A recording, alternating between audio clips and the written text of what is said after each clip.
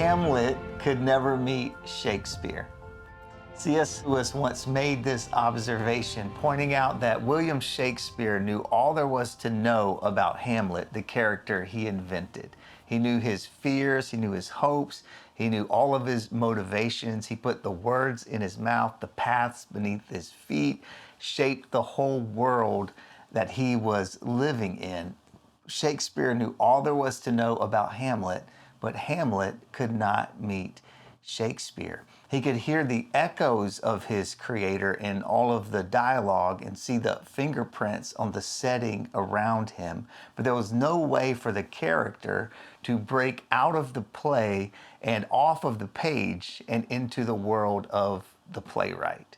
Hamlet could never meet Shakespeare, unless, Lewis pointed out, unless William Shakespeare wrote himself into the play.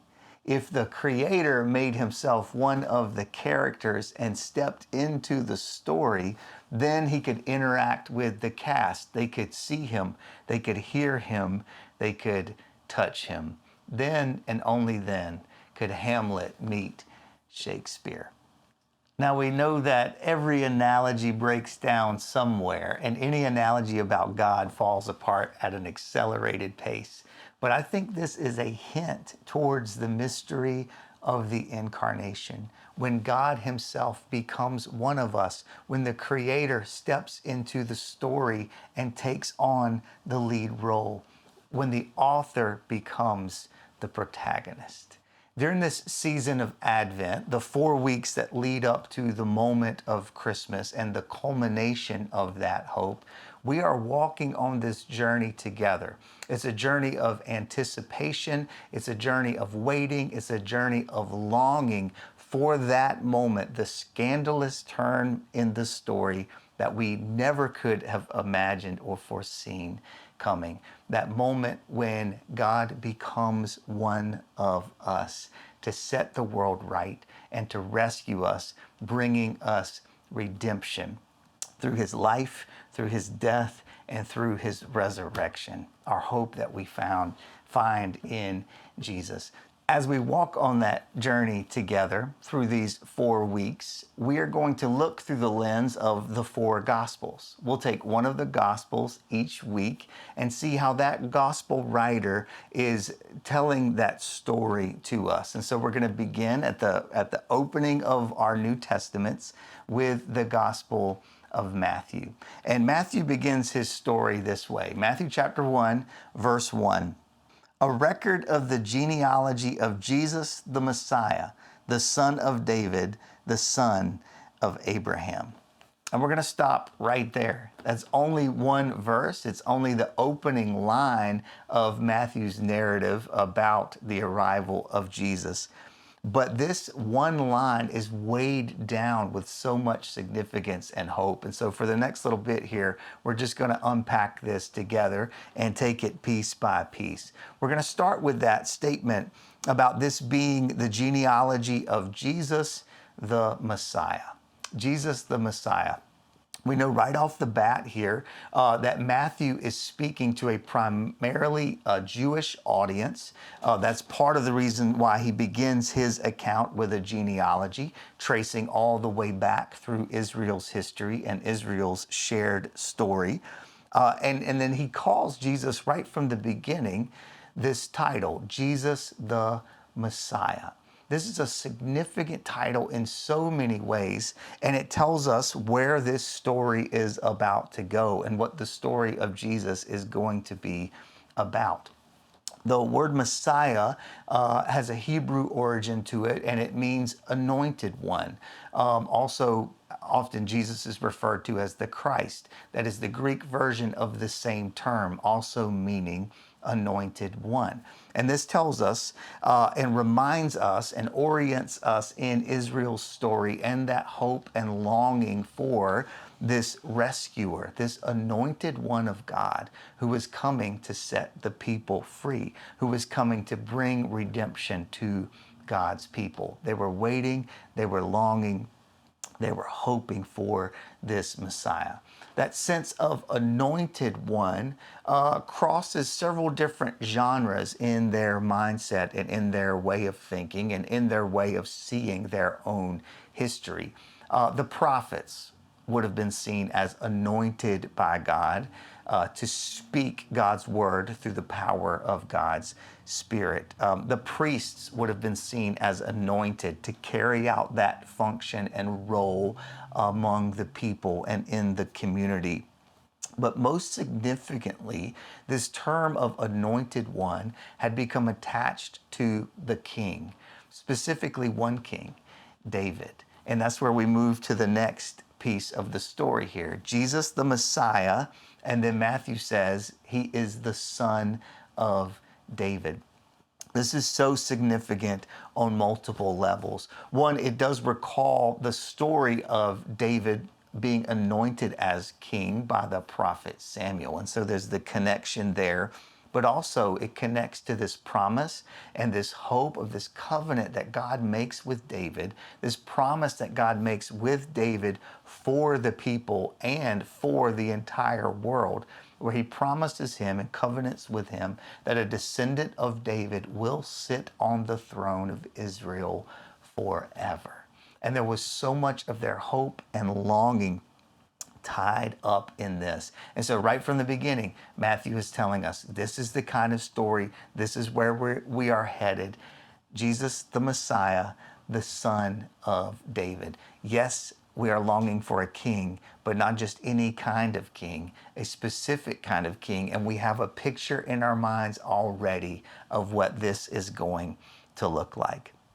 You probably remember pieces of David's story. And most frequently when we think of David, the first story that jumps to mind is the story of his legendary showdown with the giant Goliath. And so that would have come to mind for the people as well. And as they think about that story, and think about this concept of a son of David, a Messiah who's going to be a son of David, we think about all of those pieces and the elements of the story.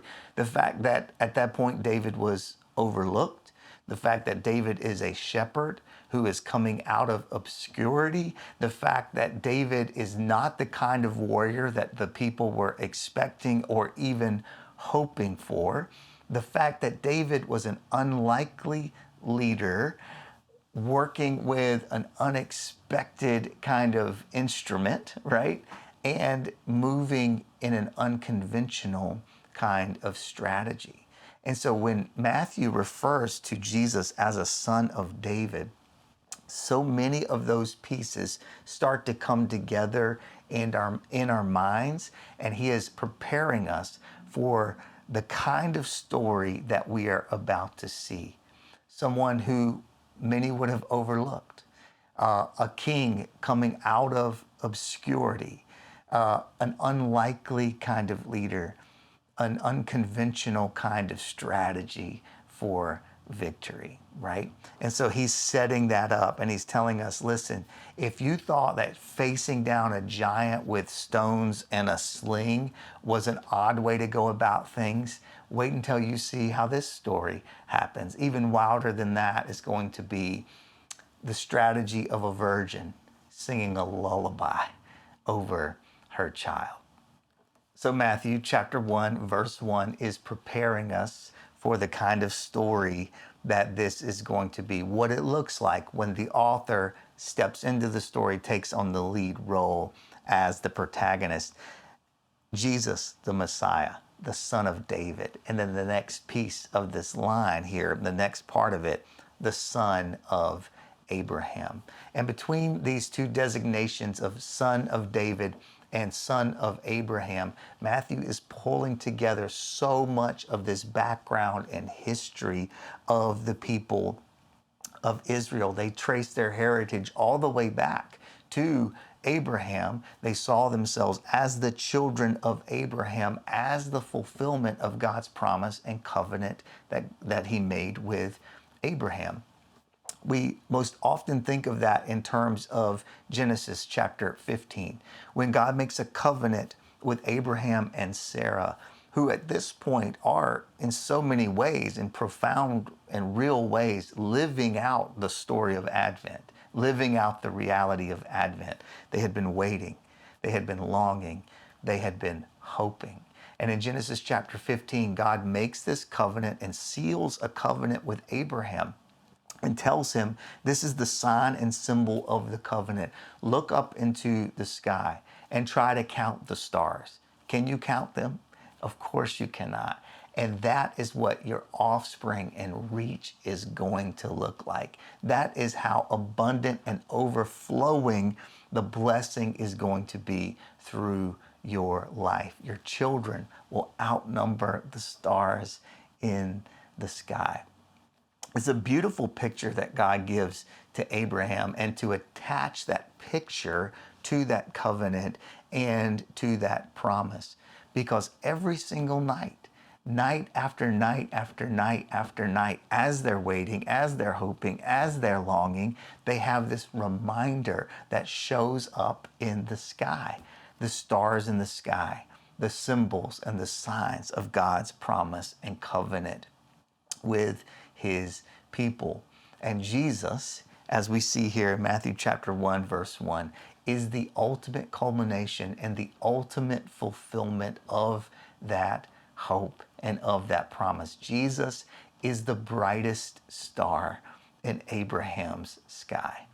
And as Abraham stood there under that sea of stars in the desert, that promise stretches all the way to the Star of Bethlehem, the fulfillment of that promise and of that hope. This is such a gracious act on God's part to seal that hope with that kind of sign and that kind of image. You know, we often think about and walk around feeling like we have so much hanging over our heads. There's fear about what's to come. There's anxiety about the future and about the present.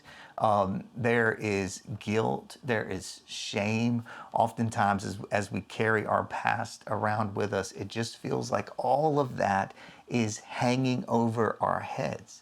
But God reminds us that's not what is hanging over your heads at all times. Instead, at all times, what is hanging over your head? The stars. A reminder of this promise, a reminder of his loyal, unswerving, unbreaking love for us.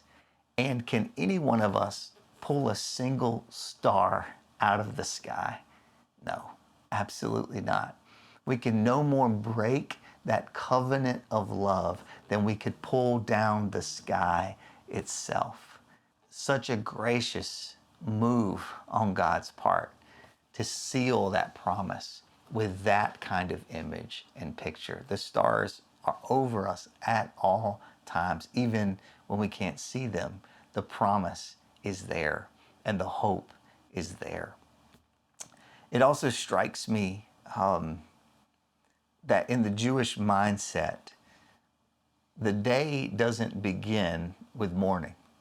I often think of a new day beginning at sunrise, symbolically, right? That's how I kind of see and envision the day beginning at sunrise. But in the Jewish culture, that's not how they saw the beginning of every day. Instead, they saw the next day beginning at sunset. So one day ends and the next day begins at sunset.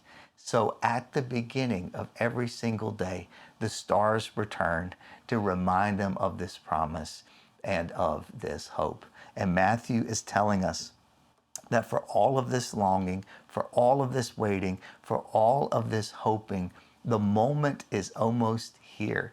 The Messiah we've been waiting for, the anointed shepherd king like David that we've been longing for, and the fulfillment of this promise that we have been hoping for, it all is about to find its culmination in the arrival of Jesus.